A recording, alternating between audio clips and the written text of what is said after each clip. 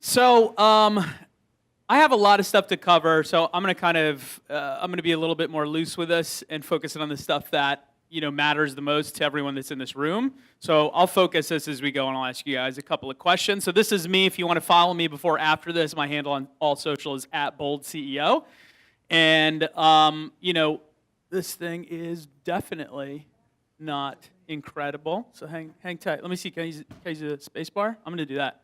So, look, for me, with everything in life, you have to be committed. It's a very small room here, so I know that obviously the energy typically can kind of be a little bit tight, a little bit low, but that gives us an opportunity to really play full out, commit to taking notes, commit to taking action. I'm going to not talk about theory. I'm going to give you guys stuff that actually you can apply in this room in the second that you leave here, because I think it's very important to have stuff that is tangible that's going to actually impact your business and in your sales. My commitment is to give you the actionable stuff that you can walk out of here with. This thing really doesn't work, does it? All right, we're going to go old school. One sec. All right, so this is my company, Bold Worldwide. We're a fully integrated advertising agency. We're based here in New York City. Our slogan is, we do it works. We say it like it is, period, end of story. I don't think there's any other way to do business. I don't think there's any other way to live life.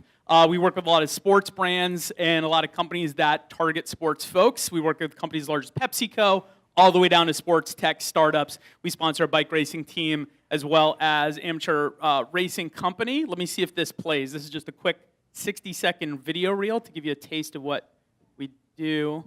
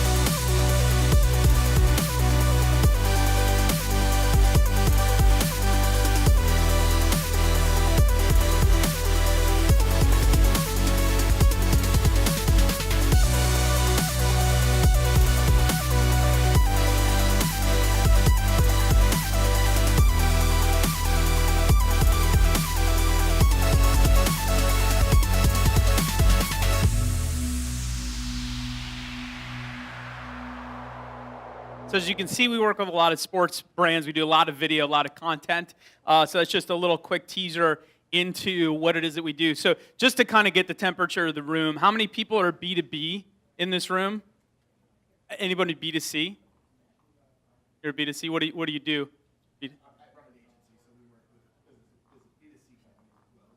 Okay, got it. But for the most part, like, we're talking sales. You guys are mostly like hardcore biz dev. It's not like you're not selling a small thing to thousands and thousands of people. It's a little bit more like hardcore business development. Anybody disagree with that? Okay. Phone calls, emails, meetings, this kind of stuff. All right, great. So I'll focus most of it around that. I have some stuff that applies a little bit more generally. I'll give you a quick little backstory. I'll keep this short. So that was me back in the mid-'90s when I wanted to become a pro skater, and that was what I wanted my career to be. I think my mom is very happy that didn't work out that way. I had actually produced, by the time I was 16, I produced a video called Apocalypse, and I ended up selling like 5,000 copies. I cold called a distributor. I sold 5,000 copies. I made like 40 grand by the time I was 17 years old. I didn't even have my license yet. So I didn't realize that I was good at sales until way later in life that I realized I was pretty good at sales, but I had a lot to learn. So for me, I thought I kind of had it figured out. I knew what I wanted to do: produce videos, sell videos, maybe skate videos, make a lot of money. That year, right before I graduated college, my dad died. And and I'll tell you why I share this story, because it impacted how I operate today. He died on the night before his retirement. He worked 33 years in the military. He was a lieutenant colonel in New York, and so he had died the night before his retirement. And so he lived his entire life for his family. He really busted ass, but he had all these aspirations, all these dreams of things he wanted to do and accomplish after he retired, And unfortunately, he literally missed it by one day.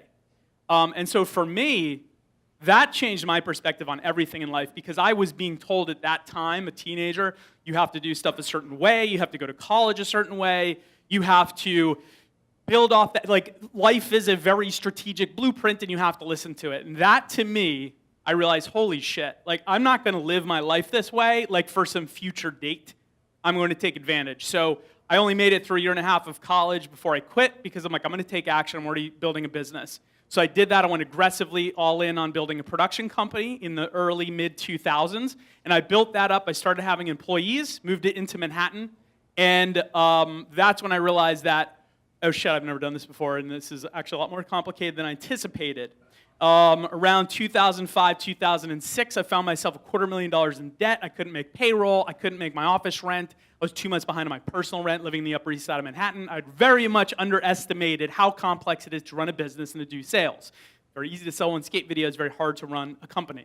And, I was in the position where literally I was sleeping on a couch, my own couch, because I rented out my entire apartment in the Upper East Side to some dude I didn't know on Craigslist.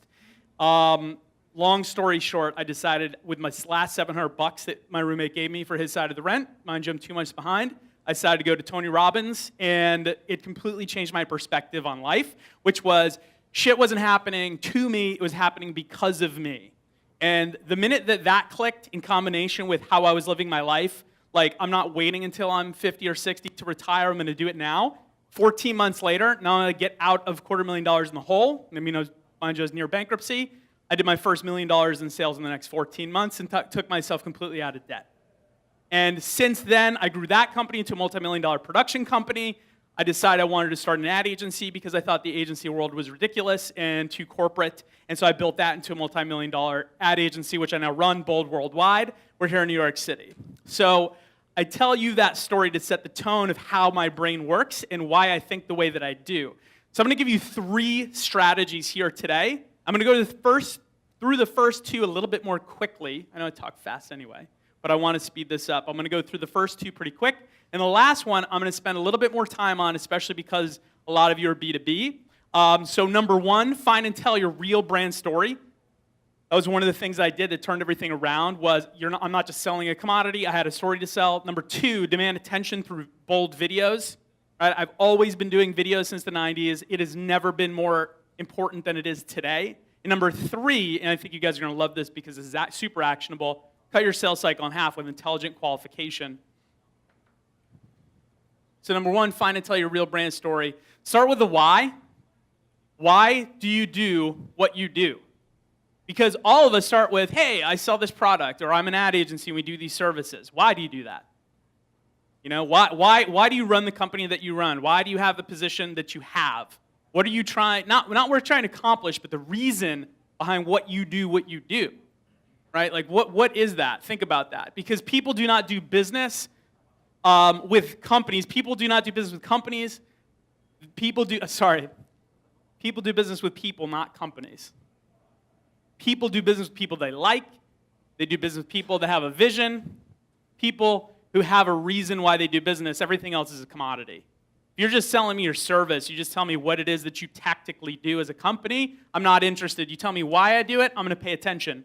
In this first example, Tom's, which I'm sure a lot of you know, every product that you purchase, Tom's will help a person in need. Now, whether or not that you personally agree with their business model, that's up to you, but there are a lot of people that do agree with that business model. They're not just making shoes, that's a commodity. They are making shoes for a bigger purpose so that they can help other people. That's their story and that's their reason. Another one you'll probably recognize is Patagonia. Now, when you think about Patagonia, for anyone that knows this brand, right, they sell ski stuff, outdoor climbing gear, but that's not what they do. They build the best product, cause no unnecessary harm, use business to inspire and implement solutions to the environmental crisis. They could just be a store selling outdoor stuff, but they're not. They're a store that's using that to actually help what they believe is a crisis outside, outdoors, right? And so now that's a reason, that's a purpose that is deeper than just we sell skis. They're trying to change the world.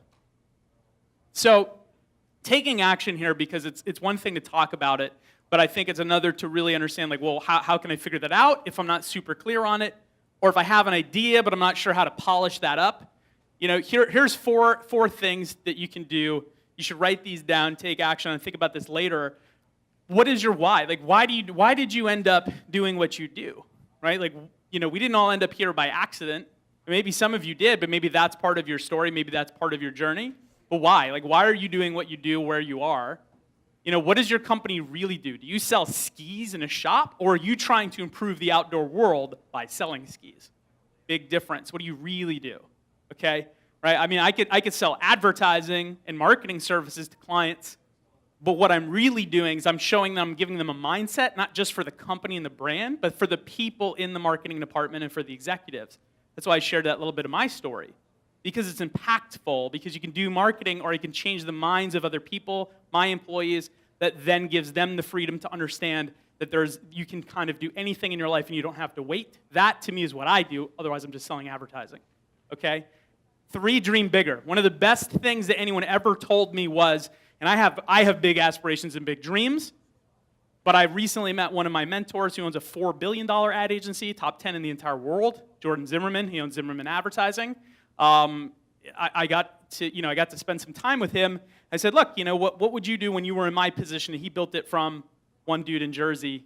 It's kind of a very similar story, so we kind of connected. And he said, look, man, you need to dream bigger. I'm like, bigger? I'm thinking pretty crazy. He goes, you need to dream so big that other people laugh at you. That's how big you need to dream. Because if you fall short of that, you're still farther than almost every other person. That was pretty incredible. So I think whatever that you do, whatever your aspirations, if it's a sales target, like, hey, I want to do $1 million in sales, shoot for 50 million. People are going to laugh at you. That's ridiculous. Okay, but if you miss 50 million and hit 7 million, that's a lot better than the 1 million target and falling short of that, right?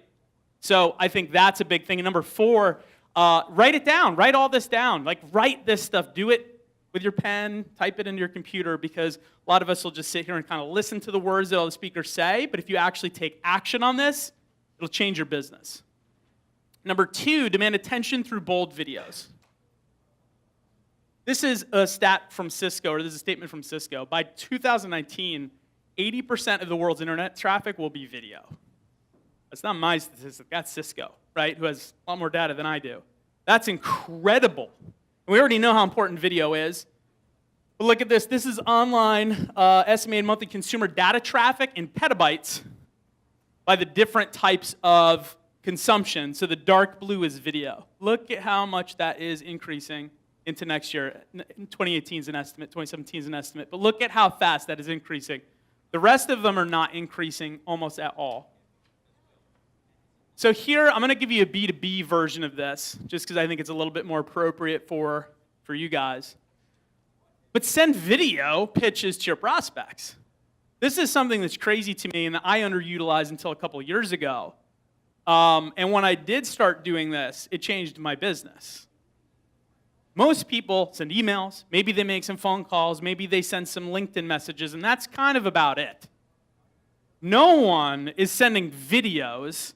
And I mean, like, hey, I'm Brian, what's going on? And not a generic, this is my company video reel, a video from me talking to whoever it is that I'm reaching out to. That's a game changer, and anyone can do it here. It doesn't have to be like super high-end produced. You can do it with your iPhone. This is an actual template I'm sharing with you. I'll give you guys a link where you can download this deck later, of one example of an actual pitch that has worked very well for me. You guys feel free to use something similar, change it for your business. This is if I have not been able to get in touch with them after a certain amount of time, I say, here's how passionate I am, how confident I can do something big for you. If you reply to this email with just the word okay, I'll film a 3-minute video pitch for you, then you can decide if we're the real deal or not. What do you say? Generally, people say, okay. What do they have to lose? Half the trouble when you're doing sales, especially B2B, and you're sending emails and LinkedIn messages and phone calls, the other person is like, you're going to waste my time. This email says, I'm not wasting any of your time. And then you can watch the video, and if you don't believe me then, that's cool. That's a game changer, and I'll show you a quick little screen grab. This is as simple as it is. This is an actual video pitch that I did to a prospect, Dennis. Blacked out his last name. Same thing. Do this all day, all the time. How will you stand out? Because the reality is, I can tell you how many emails and pitches I get in a week, And in the big scheme of business, I'm not that big. I get hundreds. I'm sure you guys do too. Think about your prospects. They're getting hundreds. They're bombarded with people trying to sell them stuff. How do you stand out in that noise? Video is a big way. And I know it sounds so simple, but the reality is it is simple. No one's doing it. No one's doing it. I've never gotten a video pitch for anything ever. And I get a lot of compliments. Even the people that don't do business with you are like, man, you are pretty passionate. You're kind of crazy, but I like it. You know, people remember that. That's branding on top of just me trying to get a prospect. This one I'll spend a little bit more time on here. So cut your sales cycle in half with intelligent qualification. This has been an absolute game changer for me, for some of my clients that are B2B. Want to sell faster? It's all about qualification. It's all it's about. People spend so much time and energy trying to figure out, well, how do we make a better product? Now, I'm assuming your product or service is good. If your product or service is crappy, that's your problem. You should start there. But assuming you have a good service, assuming you have a good product, even if, maybe there's some stuff you're working out, that's okay. That's most businesses. Assuming you're starting from a good point where I have a good product or I have a good service, most people, most salespeople, biz dev folks, and I did for years, spend time on polishing the deck, polishing the services, for getting the website ready. And I'm a big proponent. I'm a marketer. I'm a big proponent of all the digital stuff. But at the end of the day, especially for me, and I'm sure you can agree, where you're in advertising, where sales cycles are typically super long, especially for the mid or large-size clients, where it can be anywhere from 3 months to 18 months, depending on the type of project it is, right? That's a long time.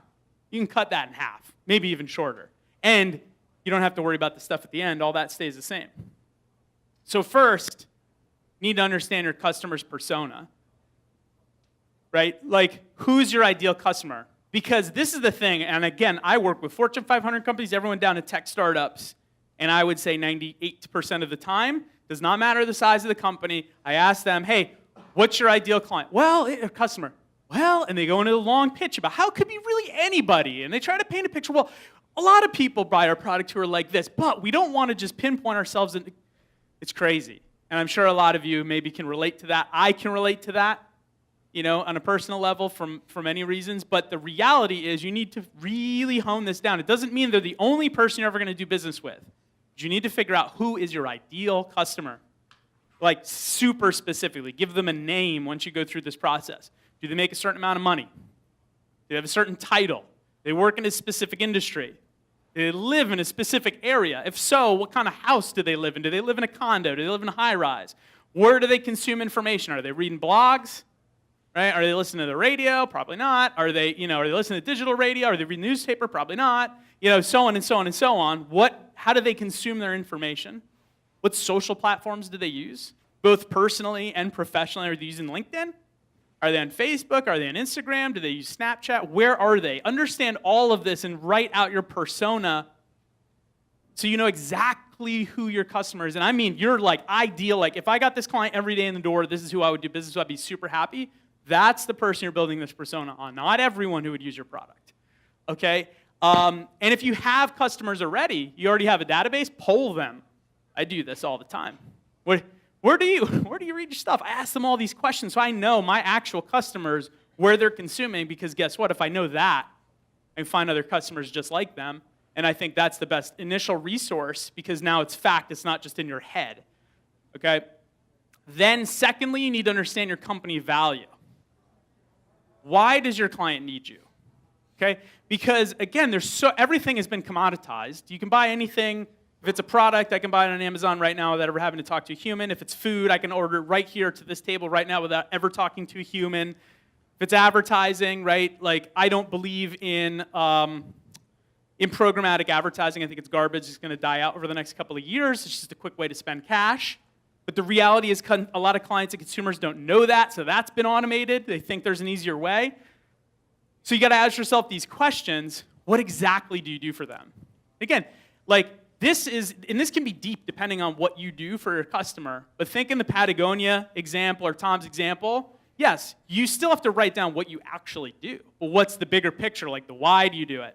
What's your problem that you solve? What do you solve for them? What is their biggest headache that you solve? Okay, and you probably have a lot of different variables here, but really focus in on the biggest stuff first. And then how do you do what you do better than your competitors? There's got to be something. It might not be everything. There might be a lot of stuff they do better than you, and that's okay. This is commerce. There's a lot of people doing business. But what is something that you do, right? What exactly do you do? What problem do you solve for them? And then what do you do better than your competitors?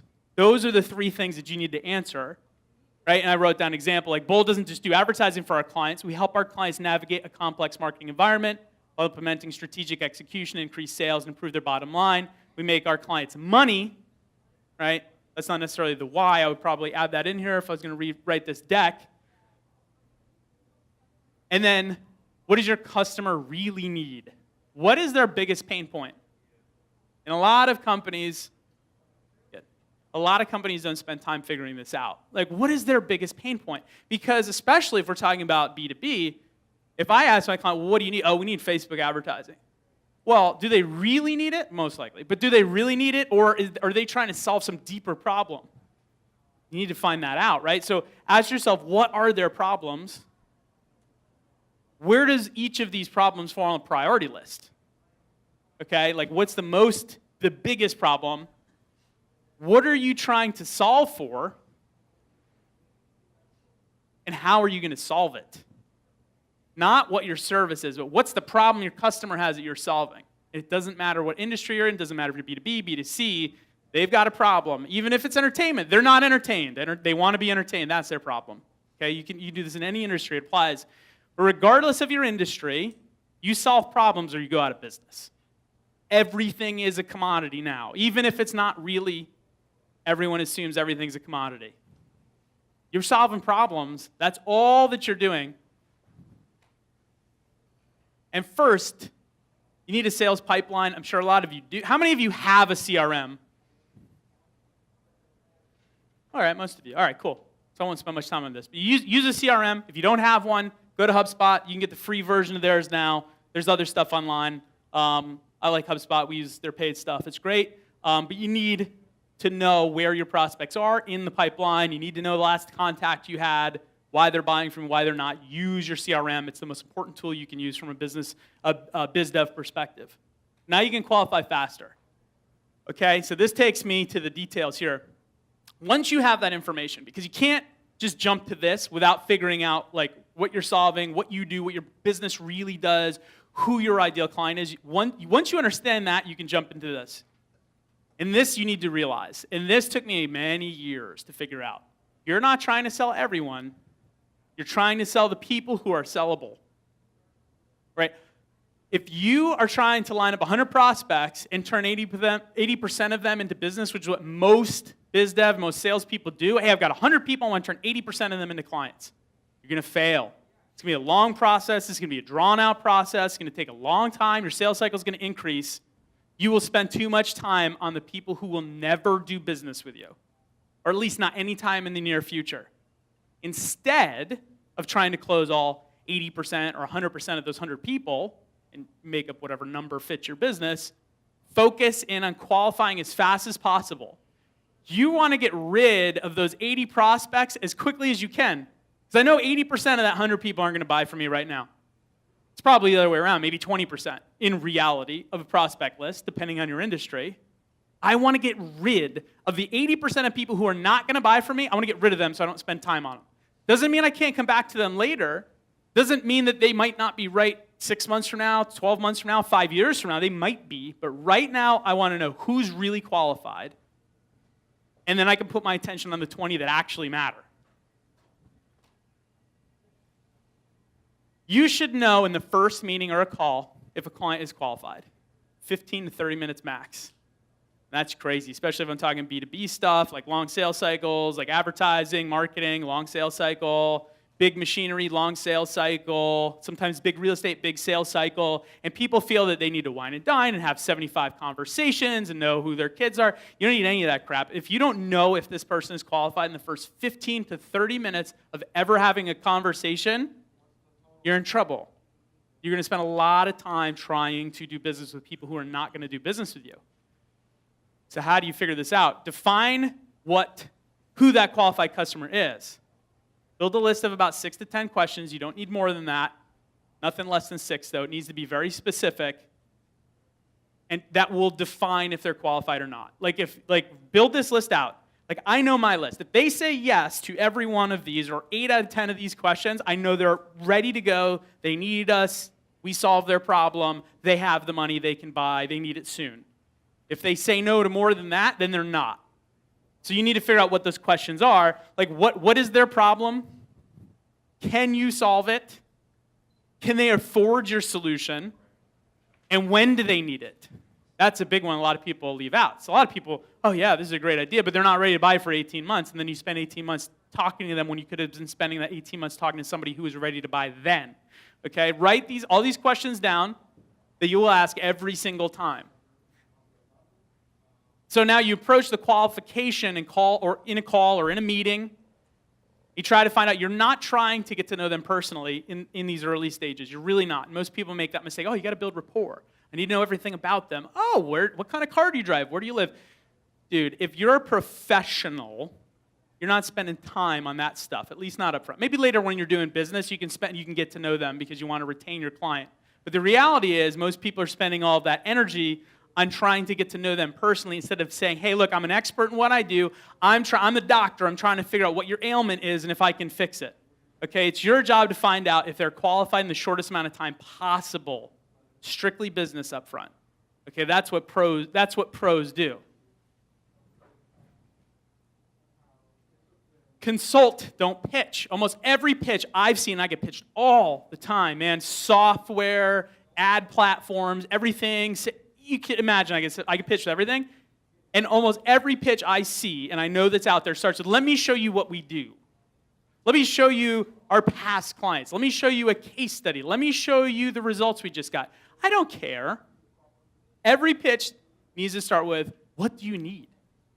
What do you need? I'll give you a quick example. My wife and I were looking for a house. We're probably not going to buy right now. We're here in New York, and we were looking. Maybe we're going to move a little farther out, get some yard for our dog. And we did 2 weekends of we hammered out a bunch of open houses. Because we weren't super serious, but we wanted to see.